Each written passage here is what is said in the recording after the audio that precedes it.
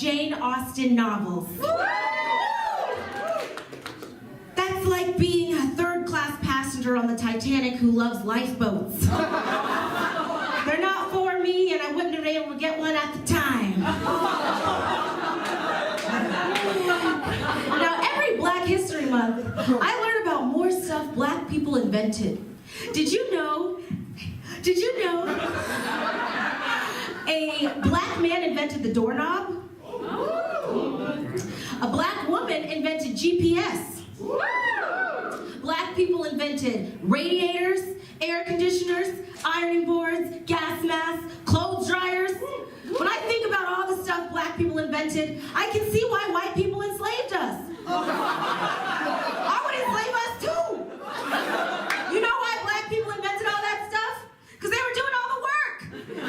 Those white settlers came over here and they're like, how are we going to live? How are we going to eat? Who's going to build our houses? They were like, well, just get some Black guy to do it. The only thing white people invented is sunscreen and NASCAR.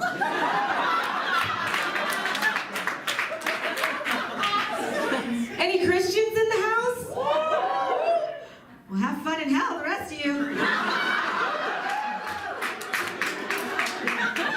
Yeah, I became a Christian recently. Jesus saved me from a life of hedonism, debauchery, doing drugs, drinking, sleeping around, cursing people out. You know, all the things in life that made me happy.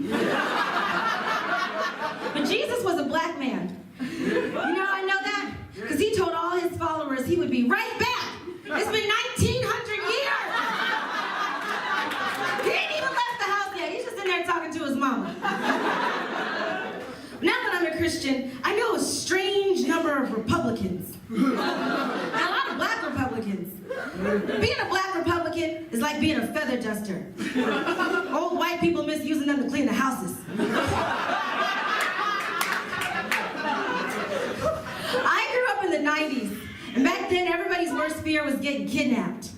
It was the era of all those kids on milk cartons. And all my cousins, we had an uncle who drove a white utility van. Yeah, so we'd get together and we'd beg him to drive us around so we could pretend to be abducted. And we were banging on the walls and roll around the floor like, let us down! Let us down! And it's a miracle he never got pulled over because I could just imagine the cop popping open the back and he's like, no, officer, they're just pretending to be kidnapped. Well, I grew up in a pretty safe neighborhood, but I had the biggest fear. Oh, I had the biggest fear. Hello? I had the biggest fear. What's happening here? Hello? Hello? Yeah. Oh, okay, I'm just keep it like this. I had the biggest fear of stumbling upon a murder in a dark alley and then getting murdered myself or kidnapped. And so on the way home from school, okay, let me go now. Thank you. Woo! All right. Devil, I want me to tell this story.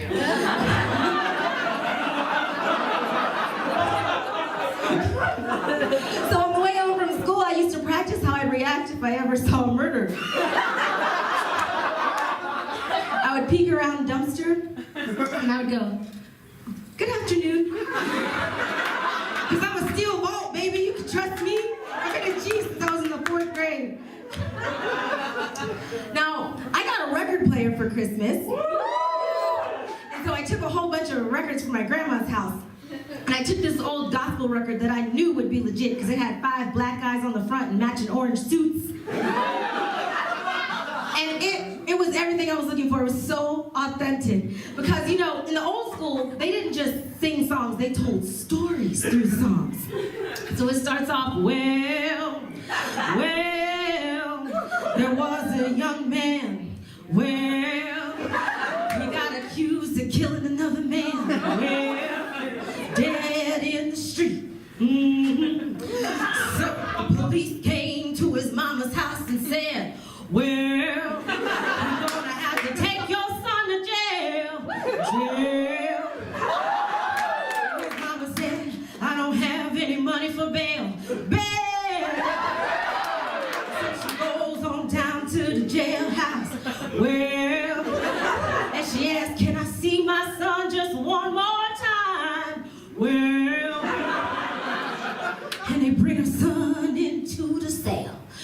says, Mama, why do you have handcuffs on your hands? Hands.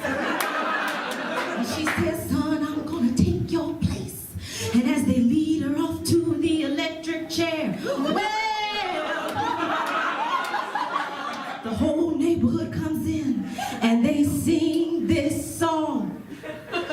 There's a bright side somewhere, somewhere.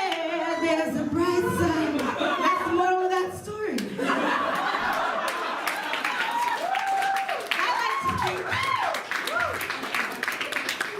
I like to think that's a metaphor for America.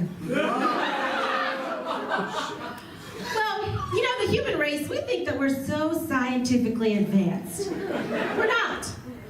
You know, all of our top scientific minds across all history, they still call the entire area outside of Earth just space. This is a big space up there. You just imagine all the NASA scientists gathered in a field, like, wow, we really do have a lot of room up there. He's like, yeah, we're thinking about putting in a bowling alley. I mean, think about it. A black hole. That's not a name, that's a description.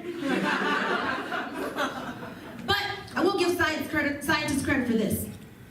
They say that trauma is passed down genetically. Did you know that? Well, I never believed that much until I remembered that when I was a little girl, I used to go to my grandma's house and she had these croquet mallets. And I would take them out in the backyard and I'd play slave.